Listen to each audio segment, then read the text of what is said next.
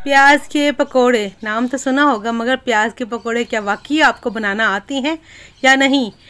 प्याज के पकोड़ों में प्याज कितना जाता है, बेसन कितना जाता है, इनको किस तरह बनाया जाता है, क्या आपको तरीका वाकई पता है?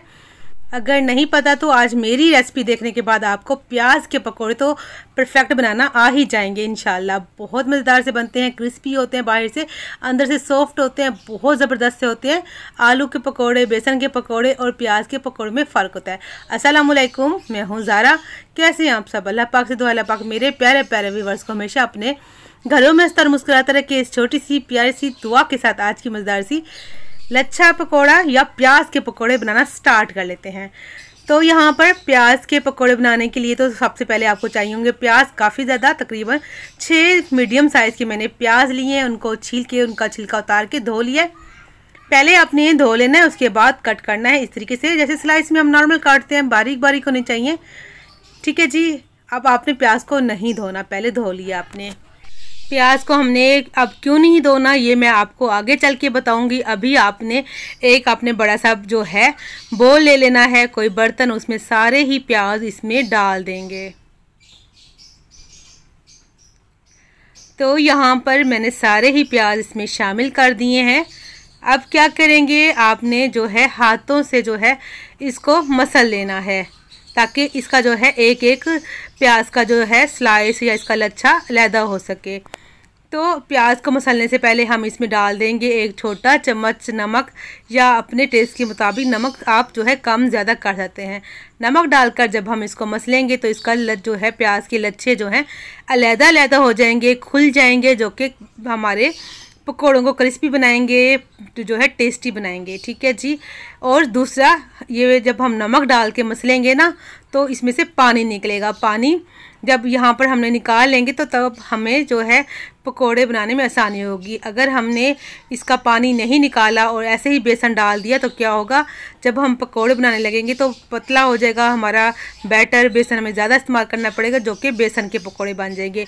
मसल कर आपने तकरीबन 5 मिनट छोड़ देना है ताकि प्याज अच्छे से अपना पानी रिलीज़ कर सकें। तो यहाँ पर माशाल्लाह से 5 मिनट हो चुकी हैं, चेक कर लेते हैं। तो आप देख सकते हैं पहले काफ़ी ज़्यादा जो है प्याज की क्वांटिटी ज़्यादा लग रही थी आपको, अब जो है काफ़ी कम हो गए, थोड़े से ढीले भी हो गए हैं। अब चम्मच से हल्का सा मिक्स कर लेंगे। इसमें प्याज ने जो है काफ़ी ज़्यादा जो है पानी अपना रिलीज़ कर लिया है। अब इसमें हम थोड़े से जो है हरे मसाले डालेंगे, जैसे कि हरा धनिया, मसाला तो नहीं सब्ज़ी ही कह सकते हैं। 3 हरी मिर्ची ली थी, इसमें से मैं थोड़ी सी बचा लूँगी क्योंकि छोटे बच्चों ने भी खाना होता है, फिर मसला होता है। एक छोटी सी मेरे पास लाल जो है फ्रेश वाली लाल मिर्च थी, जो ग्रीन होती है, बड़ी बड़ी रेड हो जाती है ना, वो वाली छोटी सी वो डाल दूँगी। इस लाल मिर्च का डालने से बड़ा अच्छा टेस्ट आता है, आप एक दफ़ा ट्राई करके देखिएगा।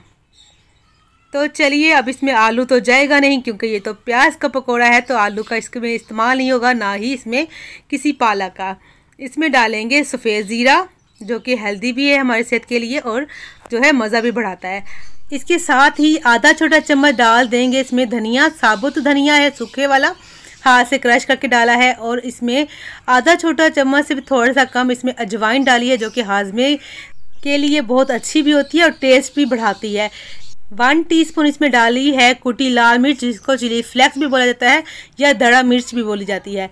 1 टीस्पून डाल दिया। आप मिर्चें जो है अपने हिसाब से अपने टेस्ट के मुताबिक सेट कर लीजिएगा। आधा छोटा चम्मच इसमें डाला है अनारदाना, जो कि इस पकौड़ों की शान है। अगर आपके पास अनारदाना नहीं है तो आप अनारदाने को स्किप कर दीजिए, या अनारदाना आपके मुंह में आता है तो आप इसका अनारदाने का पाउडर भी शामिल कर सकते हैं।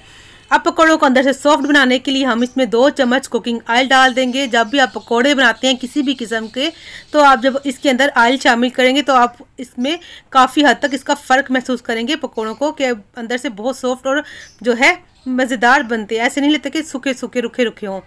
अब इसमें आखिरी में सूखी मेथी, कसूरी मेथी डाल दी है, जो कि पकौड़ों में मज़ेदार सी लगती है। अगर कसूरी मेथी और अनारदाना आपके पास नहीं तो दोनों ही स्किप कर सकते हैं।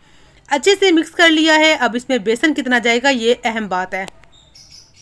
यहाँ पर मैंने जो है आधा जो है कप मैंने बेसन ले लिया है, तकरीबन 5 टेबल स्पून यहाँ पर हमारे पास जो है बेसन है।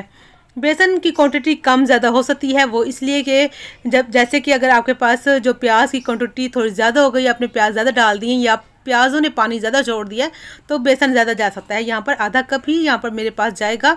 अगर कम ज़्यादा होता तो मैं आपको बता दूँगी। मिक्स करेंगे थोड़ा थोड़ा। इसमें जो है बेसन कम नज़र आता है, प्याज ज़्यादा, क्योंकि ये प्याज के पकौड़े बेसन के पकौड़े नहीं हैं। ये देखें जी, यहाँ पर जो है तकरीबन यहाँ पे आधा कप ही गया है। अब मैं हाथों से इसको मसल लूँगी ताकि अच्छे से मिक्स हो जाए, सारे मसाले बेसन जो है प्याज़ों पे लग जाए। अभी आपको दिख रहा होगा कि प्याज नज़र आ रहे हैं, तो इतना ही आपने बैटर रखना है, इससे ज़्यादा बेसन नहीं करना, वरना फिर जो है बेसन के पकौड़े बन जाएंगे, प्याज के पकौड़े नहीं बनेंगे, क्रिस्पी नहीं बनेंगे, लच्छे नहीं बनेंगे।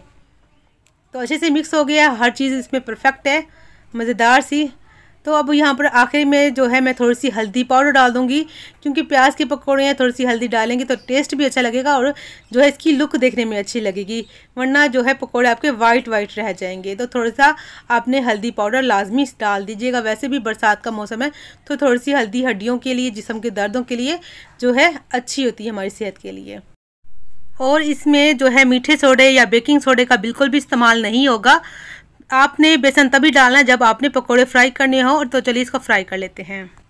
तो यहाँ कढ़ाई मैंने पहले से ला दी थी, जो कि मीडियम सी गर्म हो चुकी है, और आंच भी मैंने मीडियम ही कर दी है। ना आपने हाई जो फ्लेम करनी है, ना ही लो, मीडियम सी आंच पर जो है हम इसको फ्राई कर लेंगे।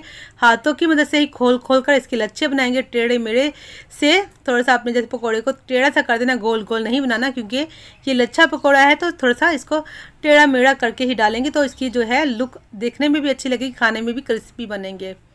जितनी जगह हो कढ़ाई में डाल दीजिए, इसको हिलाना बिल्कुल भी नहीं है, तकरीबन 3 से 4 मिनट। उसके बाद जब आपको दिखे कि पकोड़ा थोड़ा सा ऊपर आ गया, कलर हल्का सा नीचे से गोल्डन सा आ गया, तब इसको पलट लीजिए। दोनों तरफ से आपने इसको पलट कर प्यारा सा जो है गोल्डन सा, या जैसे आपको कलर पसंद हो, आपने इसको फ्राई कर लेना है। तो माशाल्लाह से यहाँ पकोड़े हमारे जो है लच्छा पकोड़ा या प्याज का पकोड़ा तैयार हो चुका है। तरीका इंशाल्लाह मेरा आप सब प्यारे प्यारे बहन भाइयों को अच्छा लगेगा। अगर अच्छा लग रहा है तो वीडियो को लाइक कर दीजिए। प्यारा सा आपने जो है कमेंट करना है कि आपको मेरी जो है रेसिपी कैसी लगी, तरीका कैसा लगा, और आपने चैनल को सब्सक्राइब कर देना है, बेल आइकन के बटन को भी प्रेस करना है। और वीडियो अच्छी लगे तो फैमिली एंड फ्रेंड के साथ भी वीडियो शेयर कर दीजिएगा, ताकि वो भी मज़ेदार से क्रिस्पी से पकौड़े बना सकें। कमेंट लाजमी करना है कि आपको ये तरीका कैसे लगा और आपके घर में कैसे बनाते हैं, वो भी आपने अपना तरीका मेरे साथ शेयर करना है। देखें कितने मज़े के लग रहे हैं ना, मज़ेदार से। इसको कहते हैं प्याज के पकोड़े, ना कि बेसन के पकोड़े। अंदर से ये सॉफ्ट होंगे, बाहर से क्रिस्पी क्रंची, मुंह में डालते ही आपको एक साउंड सा फील होगा। आप ज़रूर ट्राई कीजिएगा। मेरी तरफ से अल्लाह हाफिज़।